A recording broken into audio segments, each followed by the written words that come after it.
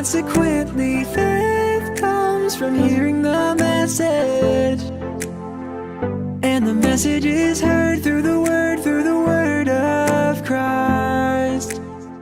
Habakkuk 1-ാം അധ്യായം. പ്രവാചകന്റെ ആവലാതി. Habakkuk പ്രവാചകന് ദർശനത്തിൽ ലഭിച്ച ദൈവത്തിന്റെ അരുളപ്പാട്. കർത്താവേ, എത്രനാൾ ഞാൻ സഹായത്തിനായി വിളിച്ചപേക്ഷിക്കുകയും അങ്ങ് അത് കേൾക്കാതിരിക്കുകയും ചെയ്യും? എത്രനാൾ അക്രമമെന്ന് പറഞ്ഞ് ഞാൻ വിലപിക്കുകയും അങ്ങ് എന്നെ രക്ഷിക്കാതിരിക്കുകയും ചെയ്യും? തിന്മകളും ദുരിതങ്ങളും കാണാൻ എനിക്ക് അങ്ങ് എന്തുകൊണ്ടിടവരുത്തുന്നു? നാശവും അക്രമവും ഇതാ എന്റെ കൺമുൻപിൽ. കലഹവും മത്സരവും തല ഉയർത്തുന്നു. നിയമം നിർവീര്യമാക്കപ്പെടുന്നു, നീതി നിർവഹിക്കപ്പെടുന്നില്ല. ദുഷ്ടൻ നീതിമാനെ വളയുന്നു, നീതി വികലമാക്കപ്പെടുന്നു. ദൈവത്തിന്റെ മറുപടി. ജനതകളുടെ ഇടയിലേക്ക് നോക്കി വിസ്മയഭരിതരാകുവിൻ. പറഞ്ഞാൽ വിശ്വസിക്കാനാവാത്തൊരു പ്രവൃത്തി നിങ്ങളുടെ നാളുകളിൽ ഞാൻ ചെയ്യാൻ പോകുന്നു. ഇതാ, ഞാൻ തിക്തവും വേഗമേറിയതുമായ കൽദായ ജനതയെ ഇളക്കിവിടുന്നു. തങ്ങളുടേതല്ലാത്ത വസതികൾ സ്വന്തമാക്കാൻ അവർ ഭൂതലമാകെ മുന്നേറുന്നു. ഭയവും ഭീകരതയും വിതയ്ക്കുന്നവരാണവർ. നീതിയും ന്യായവും അവർ തീരുമാനിക്കുന്നത് തന്നെ. അവരുടെ കുതിരകൾക്ക് പുള്ളിപ്പുലികളേക്കാൾ വേഗതയുണ്ട്, അവയ്ക്ക് ഇരതേടുന്ന ചെന്നായേക്കാൾ ഭീകരതയുണ്ട്. അവരുടെ കുതിരപ്പടയാളികൾ ഗർവോടെ മുന്നേറുന്നു. അവരുടെ കുതിരപ്പടയാളികൾ വിദൂരത്ത് നിന്ന് വരുന്നു. ഇരയെ വിഴുങ്ങാൻ വെമ്പൽ കൊള്ളുന്ന കഴുകനെപ്പോലെ അവർ പറന്നെടുക്കുന്നു. അവർ അക്രമവുമായി വരുന്നു. അവർക്ക് മുൻപേ അവരെക്കുറിച്ചുള്ള ഭീതി നീങ്ങുന്നു. അവരുടെ തടവുകാർ മണൽത്തരി പോലെ അസംഖ്യമാണ്. അവർ രാജാക്കന്മാരെ പരിഹസിക്കുന്നു, പ്രഭുക്കന്മാരെ അവഹേളിക്കുന്നു. കോട്ടകളെ അവർ നിസ്സാരമായി തള്ളുന്നു. മൺതിട്ട ഉയർത്തി അവർ അത് പിടിച്ചെടുക്കുന്നു. കാറ്റുപോലെ അവർ വീശിക്കടന്നുപോകുന്നു. സ്വന്തം ശക്തിയെ ദൈവമായി കരുതിയിരുന്നവർ പരിഭ്രാന്തരാകുന്നു. ആവലാതി. എന്റെ ദൈവമേ, അങ്ങ് അനാദി മുതലേ കർത്താവും പരിശുദ്ധനും അമർത്യനുമാണല്ലോ. കർത്താവെ, അങ്ങവരെ ന്യായവിധിക്കായി നിയോഗിച്ചിരിക്കുന്നു.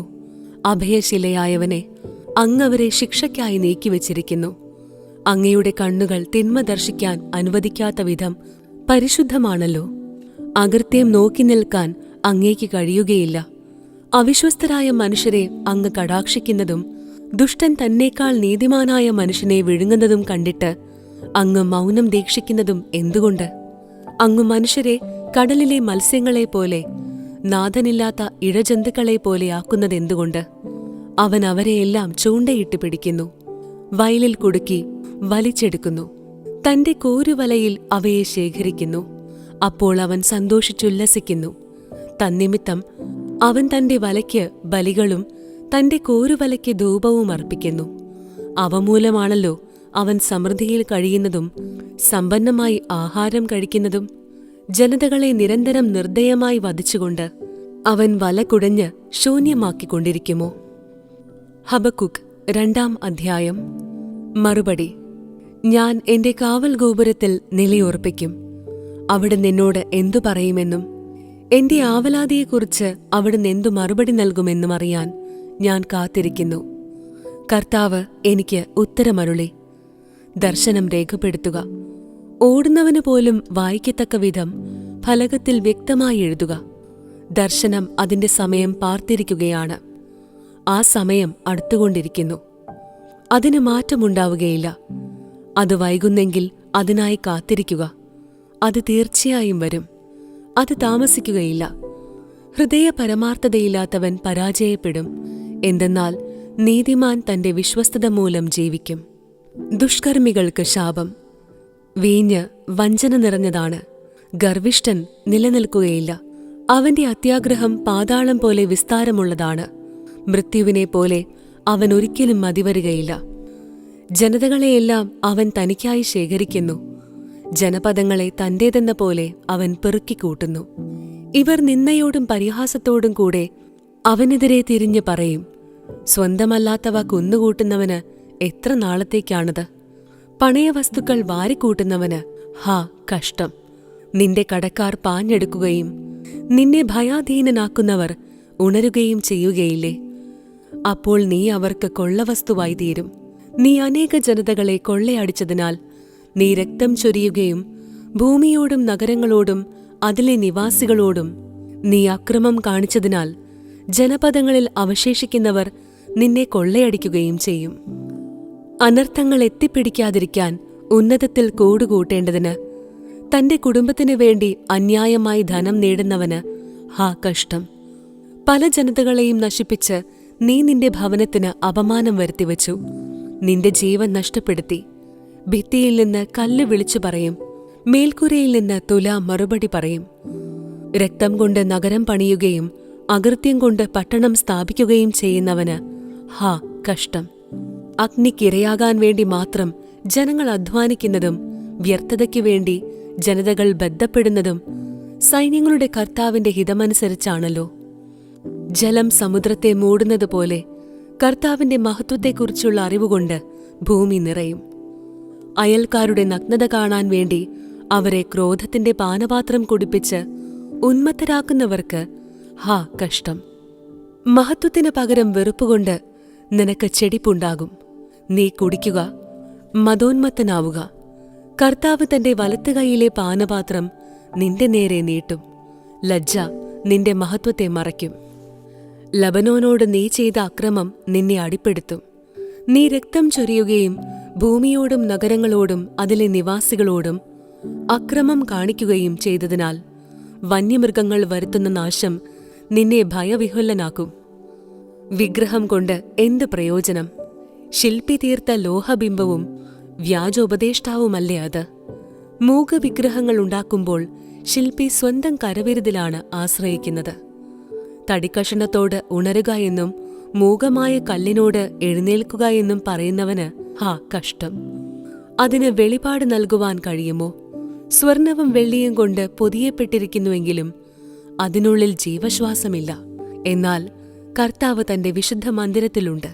ഭൂമി മുഴുവൻ അവിടുത്തെ മുൻപിൽ മൗനം ഭജിക്കട്ടെ. ഹബക്കൂക്ക് 3-ാം അധ്യായം. പ്രവാചകന്റെ പ്രാർത്ഥന. ഹബക്കൂക്ക് പ്രവാചകൻ വിലാപരാഗത്തിൽ രചിച്ച പ്രാർത്ഥനാഗീതം. കർത്താവേ, അങ്ങയെപ്പറ്റിയും അങ്ങയുടെ പ്രവൃത്തിയെപ്പറ്റിയും കേട്ട് ഞാൻ ഭയന്നു. ഞങ്ങളുടെ നാളുകളിൽ അങ്ങയുടെ പ്രവൃത്തി ആവർത്തിക്കണമേ. ഞങ്ങളുടെ നാളുകളിൽ അത് വെളിപ്പെടുത്തണമേ. ക്രുദ്ധനാകുമ്പോൾ അങ്ങയുടെ കരുണയെ അനുസ്മരിക്കണമേ. ദൈവം തേമാനിൽ നിന്ന്, പരിശുദ്ധൻ പാരാൻ പർവ്വതത്തിൽ നിന്ന് വന്നു. അവിടുത്തെ മഹത്വം ആകാശങ്ങളെ മൂടി. അവിടുത്തെ സ്തുതികളാൽ ഭൂമി നിറഞ്ഞു. അവിടുത്തെ ശോഭ പ്രകാശം പോലെ പരക്കുന്നു. അവിടുത്തെ കരങ്ങളിൽ നിന്ന് രശ്മികൾ വീശുന്നു. അവിടെ തന്റെ ശക്തി മറച്ചുവെച്ചിരിക്കുന്നു. പകർച്ചവ്യാധി അവിടുത്തെ മുൻപേ നീങ്ങുന്നു. മഹാമാരി അവിടുത്തെ തൊട്ടു പിന്നിലുണ്ട്. അവിടുന്ന് എഴുന്നേറ്റ് ഭൂമിയെ അളന്നു. അവിടുന്ന് ജനതകളെ നോക്കി വിറപ്പിക്കുന്നു. അപ്പോൾ നിത്യപർവ്വതങ്ങൾ ചിതറിപ്പോയി, ശാശ്വതഗിരികൾ മുങ്ങിപ്പോയി. അവിടുത്തെ മാർഗങ്ങൾ പണ്ടത്തേതുപോലെ തന്നെ. കുഷാന്റെ കൂടാരങ്ങൾ ദുരിതത്തിലാഴുന്നത് ഞാൻ കണ്ടു. മിദിയാൻ ദേശത്തിന്റെ തിരശീലകൾ വിറയ്ക്കുന്നു. കർത്താവേ, നദികൾക്കെതിരെയാണോ അവിടുത്തെ ക്രോധം? അങ്ങ് കുതിരപ്പുറത്തും വിജയരഥങ്ങളിലും സവാരി ചെയ്തപ്പോൾ അങ്ങയുടെ കോപം നദികൾക്കെതിരെയും അങ്ങയുടെ രോഷം സമുദ്രത്തിനു നേരെയുമായിരുന്നു. അങ്ങ് വില്ല് പുറത്തെടുത്ത് ഞാണിൽ അമ്പു തൊടുത്തു. നദികളാൽ അങ്ങ് ഭൂമിയെ പിളർക്കുന്നു. പർവ്വതങ്ങൾ അങ്ങയെ കണ്ടു വിറച്ചു. മഹാപർവ്വതങ്ങൾ എല്ലാം ഒഴുക്കിക്കളഞ്ഞു. ആഴി ഗർജിച്ചു.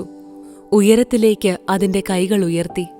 അങ്ങയുടെ ചീറിപ്പായുന്ന അസ്ത്രങ്ങളുടെ പ്രകാശത്തിലും അങ്ങയുടെ തിളങ്ങുന്ന കുന്തത്തിന്റെ മിന്നലിലും സൂര്യനും ചന്ദ്രനും തങ്ങളുടെ സ്ഥാനത്ത് നിശ്ചലമായി. അങ്ങ് ക്രോധത്തോടെ ഭൂമിയെ ചവിട്ടി കോപത്തോടെ ജനതകളെ മെതിച്ചു. അങ്ങയുടെ ജനത്തിന്റെ, അങ്ങയുടെ അഭിഷിക്തന്റെ രക്ഷയ്ക്കു വേണ്ടി അങ്ങ് മുന്നേറി. അങ്ങ് ദുഷ്ടന്റെ ഭവനം തകർത്തു. അതിന്റെ അടിത്തറ വരെ അനാവൃതമാക്കി. അഗതിയെ ഒളിവിൽ വിഴുങ്ങാമെന്ന വ്യാമോഹത്തോടെ എന്നെ ചിതറിക്കാൻ ചുഴലിക്കാറ്റുപോലെ വന്ന അവന്റെ യോദ്ധാക്കളുടെ തല അങ്ങ് കുന്തം കൊണ്ട് പിളർന്നു. സമുദ്രത്തെ, അതിന്റെ ഇളകിമറിയുന്ന തിരമാലകളെ അശ്വാരൂഢനായി അങ്ങ് ചവിട്ടിമെതിച്ചു. ഞാൻ കേട്ടു, എന്റെ ശരീരം വിറയ്ക്കുന്നു. മുഴക്കം കേട്ട് എന്റെ അധരങ്ങൾ ഭയന്നു വിറയ്ക്കുന്നു. എന്റെ അസ്ഥികൾ ഉരുകി, എന്റെ കാലുകൾ പതറി. ഞങ്ങളെ ആക്രമിക്കാൻ വരുന്ന ജനതകളുടെ കഷ്ടകാലം ഞാൻ നിശബ്ദനായി കാത്തിരിക്കും.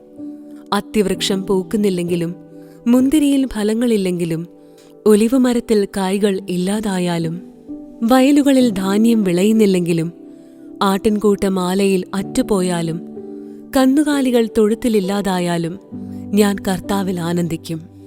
എന്റെ രക്ഷകനായ ദൈവത്തിൽ ഞാൻ സന്തോഷിക്കും. കർത്താവായ ദൈവമാണ് എന്റെ ബലം. കലമാന്റെ പാദങ്ങൾക്കെന്ന പോലെ അവിടുന്ന് എന്റെ പാദങ്ങൾക്ക് വേഗത നൽകി. ഉന്നതങ്ങളിൽ അവിടുന്ന് എന്നെ നടത്തുന്നു. ഗായക സംഘ നേതാവിന് തന്ത്രീനാദത്തോടെ.